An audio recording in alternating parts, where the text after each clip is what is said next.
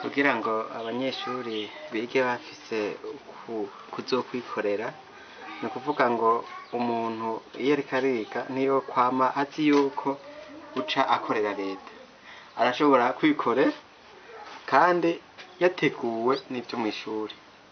Ni ukuvuga umwigisha akamwigisha hama nawe agaca yikorera.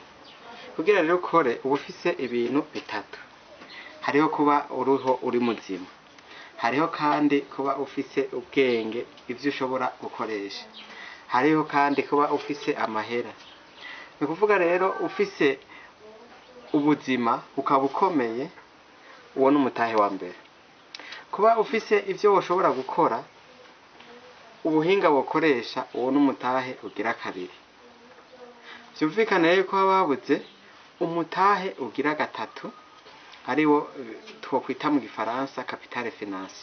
Iyo rero ufise ubuzima, ukaba ufise ubwenge, urashobora gusaba amahera uvuga uti nzoyasubiza uku n'uku n'uku, kuko uba ufise iyo mitahe ikwiye ibiri.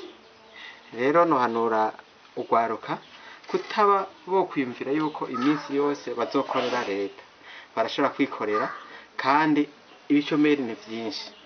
Ni ukuvuga rero ngo umuntu akure mu mutwe ikintu cyo kuvuga ngo ngiye kwiga kugira ngo nzoce nja gukorera leta, kuko leta ni twebwe, leta mwebwe.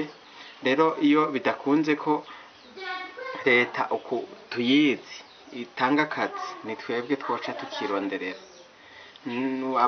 Abariko baraheza ni benshi, ubuzi ni buke. Ni kuba rero abantu batanga akazi aho kuba abantu basaba akazi.